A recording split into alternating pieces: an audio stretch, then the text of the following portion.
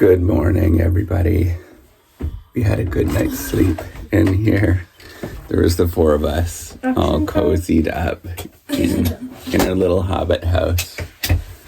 Watch out for that. And we have an escape artist cat that's out here. Yeah, but she really likes me, though. Wants to come out. I don't like Mom and Jack. She'll cling on to me and love me.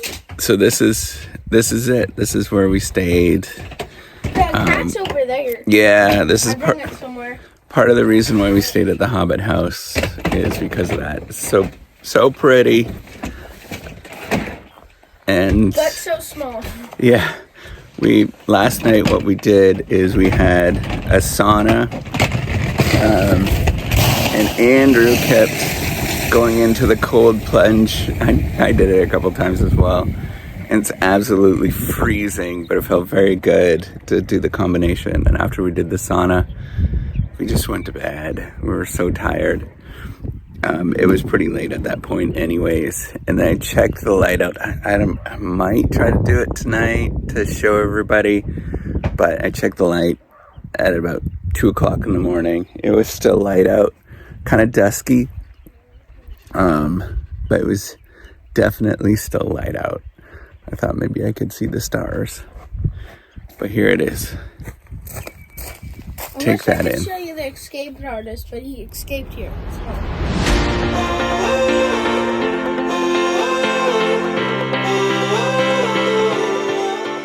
So this morning we packed up and we hit the road. We're at Strafvoss. Right now we're walking up to go see the Strafvoss, which is a waterfall. But over here you could see, I believe this is where the glacier used to be. You know, maybe not in the last 100 years, but definitely it used to be there, because it's all just gravel for miles and miles and miles. And what we passed over is there was like a lava field and these sort of fjord green. Yeah, absolutely. There's just come up here a little bit. There was these green, rolling mountains. They're really stunning. And then there's this glacier right here, and I can't pronounce the name, but it's one of the largest glaciers in the world. And when you could see it for miles and miles and miles. It's absolutely stunning. And when we were in Reykjavik, they were saying that in 100 years that it will be all gone. So which is the important thing to prevent climate change from happening. And I realized the irony of traveling to go see this on an airplane. But one would hope that innovation is going to be the way that we get around this. Innovation and entrepreneurship. All right, so I'm going to show you this. And then I'm going to talk to Andrew. It's beautiful.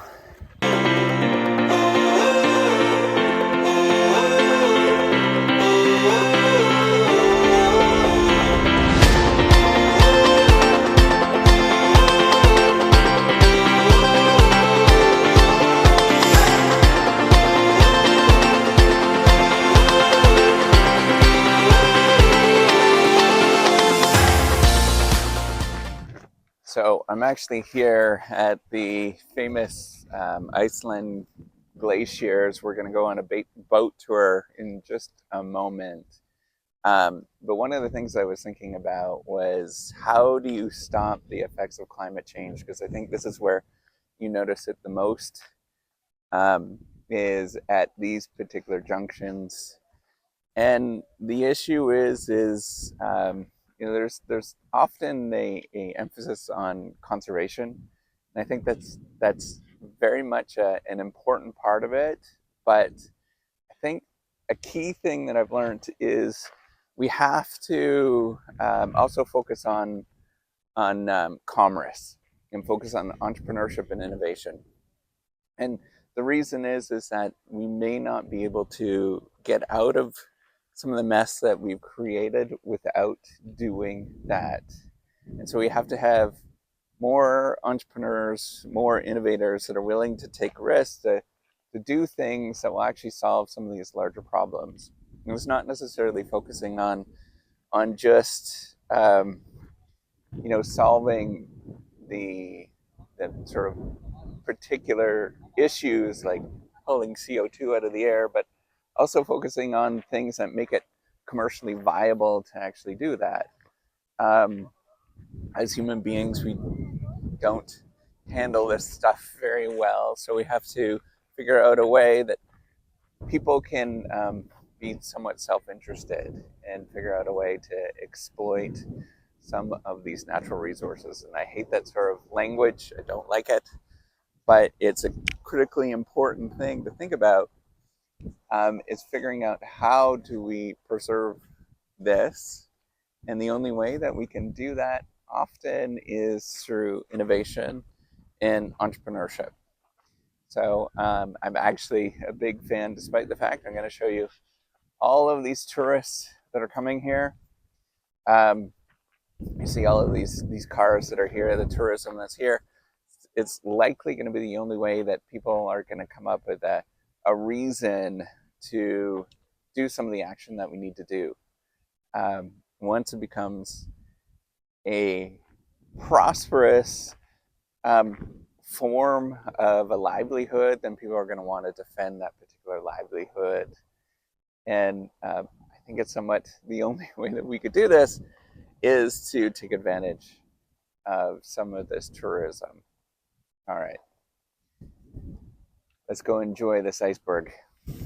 We are suiting up, yeah, yeah, yeah. Suiting up, yeah, yeah, yeah. Suiting up, suiting up.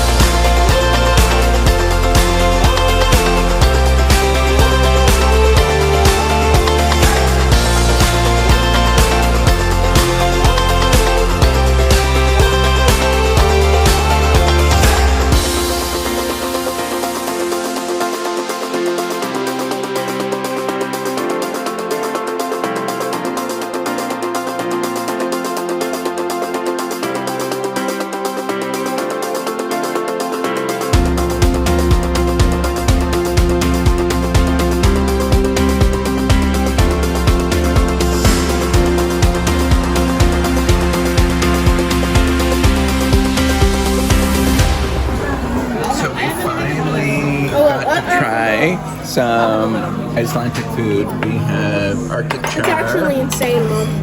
And we just got some brie, but we also have some other fish products coming this way. We're right on the ocean. I'm a 50 now.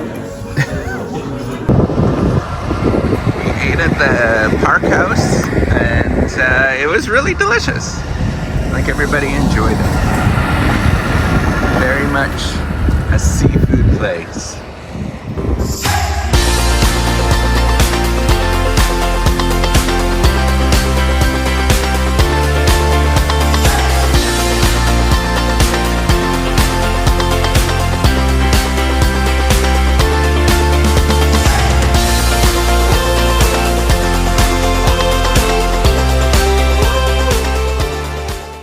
This mountain path was absolutely terrifying. We even met a local at the bath, and they said they did it once and they would never do it again. And this was a hardened fisherman.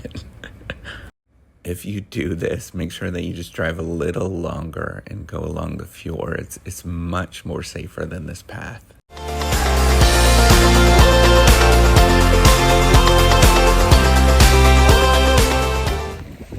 So we spent most of the day driving today. We drove up the coast, and there's a section of the road that's dirt road that we have to go straight up the mountain.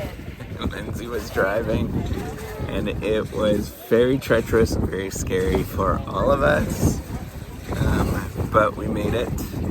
And now we're at the Bach Baths, and I wish I could pronounce the names of the towns that we're in, but it's the only one that I can pronounce is the Bach Baths that we're actually in.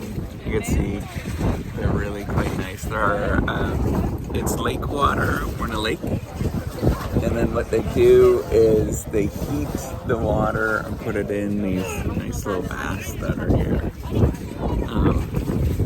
And we're enjoying it. It's like Go! oh! See, it starts stinging. It just starts stinging. I like that, Dad. Oh, he dunked his head. Go, do it, Jack! Oh my gosh, it's mind-numbing. We're jumping into the lake, and it's 10 degrees, I think they said. What do you think? Oh, and by the way, when you're in the hot tubs, you get to have drinks. I think they're called baths.